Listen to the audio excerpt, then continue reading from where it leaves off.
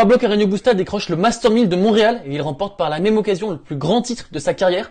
Et c'est un accomplissement phénoménal pour ce joueur méconnu qui est pourtant une référence sur dur. Alors je vous propose aujourd'hui de revenir sur sa semaine extraordinaire du côté de Montréal.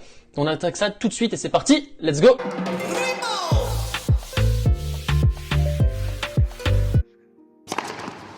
Pablo Carreño Busta remporte son premier Master 1000, son 7e titre en carrière, et c'est de loin le plus beau. Il conquiert donc son premier Master 1000 après 52 tentatives, donc ça démontre toute sa persévérance. Il décroche son premier Master 1000 à 31 ans. Également, c'est le premier joueur à décrocher son premier titre à Montréal depuis Andy Roddick en 2001. Et il devient par la même occasion le 15e espagnol à être titré en Master 1000. Donc l'Espagne est vraiment une nation qui compte dans le tennis mondial. L'Espagnol aura évolué à un niveau de jeu prodigieux tout au long de la semaine, puisqu'il aura signé des victoires références sur Matteo Berrettini, Holger Rune, Yannick Sinner, Jack Draper, Dan Evans et puis en finale Hubert Hurkacz. Et il n'aura lâché que 2 sets tout au long de ses matchs, lors de ses 2 derniers matchs en demi-finale mais également en finale.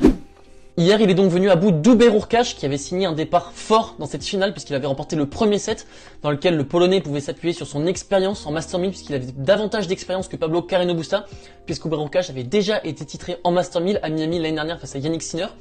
Et dans le premier set, on a vu un Hubert Hurkacz qui s'appuyait énormément sur son service, comme c'est le cas depuis le début de la semaine. On sait qu'Hubert Hurkacz a un très très beau service. Et puis on a vu un Pablo Carreño Busta qui avait un petit peu de mal à lire le service d'Hubert Hurkacz. Et donc ça a fait un premier set 6-3 pour Hubert Hurkacz. Et puis progressivement, au fur et à mesure du match, on a vu un Pablo Carreño Busta qui arrivait de mieux en mieux à lire le service du Polonais. Et Hubert Hurkacz, dans les 2 sets suivants, il est seulement à 30% de réussite derrière sa seconde balle, ce qui prouve bien que Carreño Busta a vraiment essayé d'agresser au maximum le Polonais sur sa seconde balle. On sait que c'est très compliqué d'être entreprenant sur la première balle du Polonais, mais justement sur sa seconde balle, Pablo Carreño Busta s'est lâché.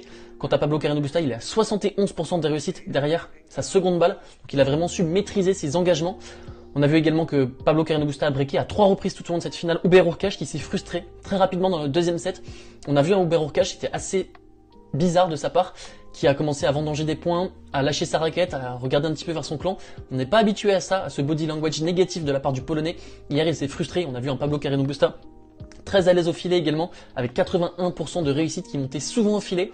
Et puis surtout, moi, c'est du fond du court, il m'a impressionné. On a vu qu'il prenait toujours la balle aussi tôt, en coup droit comme en revers, mais surtout en revers avec son revers à plat. Il colle sa ligne, il a fait seulement 10 fautes directes, donc vraiment peu de fautes directes, peu de déchets, un jeu vraiment offensif. Et il a vraiment régné dans cette fin de match en signant une victoire en 3-7.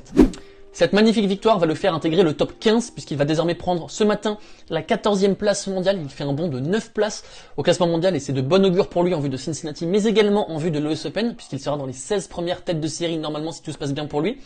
Et puis moi je suis ravi de voir Pablo Carreño Busta triompher puisque c'est vraiment un joueur sous-coté à mon sens, il n'a pas le crédit qu'il mérite, notamment sur dur. On sait que c'est un très très bon joueur de dur. Contrairement à la majorité des Espagnols, Pablo Carreño Busta c'est un joueur qui a grandi à Gijón et qui s'est entraîné quasiment toute sa vie sur dur. Et puis sur dur, il a quand même un solide CV avec des demi-finales atteintes à Indiana Wells, mais également à Miami. 2 demi-finales atteintes à l'US Open, c'est colossal en 2017 et en 2020. Et puis surtout, une magnifique médaille de bronze atteinte au JO l'année passée en battant notamment Novak Djokovic pour le match pour la médaille de bronze. Donc c'est des accomplissements extraordinaires sur dur.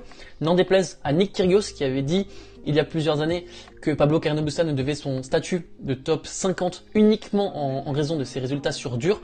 Et bah depuis, on voit que le karma a parlé. Nick Kyrgios sur dur n'a pas fait grand chose de sa carrière. Il a bien atteint une finale à Cincinnati, mais c'est quand même bien maigre quand on compare à la carrière de Carreño Busta. Donc je suis vraiment ravi de voir l'Espagnol triompher. J'espère vraiment qu'il aura désormais le crédit qu'il mérite. Cette victoire couronne vraiment toute sa persévérance puisque comme je vous l'ai rappelé en début de vidéo, il triomphe à 31 ans en Master 1000 au bout de sa 52e tentative. Et puis également, ça symbolise vraiment toute sa carrière. On sait qu'il a une carrière opiniâtre et ça symbolise vraiment tout le travail qu'il s'inflige. On sait que Pablo Carreño Busta, c'est une monstre de travail à l'entraînement. Il se donne énormément sur chaque point. Il rappelle un petit peu David Ferrer, par exemple, avec sa prise de balle précoce et tout l'engagement qu'il met dans ses frappes. Et je suis vraiment ravi de voir Pablo Carreño Busta gagner, puisque ça fait l'éloge du travail. On sait que tout passe par le travail dans le tennis. On ne peut pas se reposer uniquement sur son talent, même si de temps en temps Nick Kyrgios peut nous le montrer, même si Nick Kyrgios bosse énormément à l'entraînement. Je ne vous dis pas que Nick Kyrgios ne travaille pas à l'entraînement, mais Pablo Carreño Busta, c'est vraiment un joueur qui se donne à fond, qui bosse énormément. Et cette victoire, ça symbolise vraiment, ça magnifie toute sa carrière et toutes ses heures passées à l'entraînement. Donc c'est vraiment une super nouvelle pour lui. Et puis également, comme je vous le disais, il a atteint 2 fois les demi-finales à l'US Open. Là, il arrive à l'US Open en ayant été titré à Montréal. Donc il faudra garder un œil sur lui puisqu'il sera évidemment tête de série. Il peut faire des dégâts sur le ciment américain comme il en a déjà fait. Donc on va garder un œil très attentif sur lui à l'US Open. Et puis chez les femmes, on a eu le sacre de Simona Halep face à la sensation du tournoi, Beatriz Haddad Maia, qui avait notamment sorti la numéro 1 mondiale, Iga Swiatek en huitième de finale, et puis en demi-finale, Carolina Pliskova. C'est une joueuse qui écrit l'histoire, Haddad Maia, puisque c'est la première brésilienne de l'histoire à atteindre la finale d'un WTA 1000. Et en finale, elle n'a malheureusement pour elle pas fait le poids, puisqu'elle a perdu face à Simona Halep à l'issue d'un très beau match, une belle bataille disputée en 3-7. Et Simona Halep qui décroche son troisième sacre en WTA 1000 à Montréal, au Canada, pardon. Donc elle aime vraiment beaucoup le Canada. C'est son deuxième sacre en 2022 et le premier depuis son association avec Patrick Mouratoglou. Donc les fruits du travail payent. On voit que c'est une collaboration qui marche plutôt bien pour l'instant, puisqu'elle avait notamment atteint la demi-finale du côté de Wimbledon.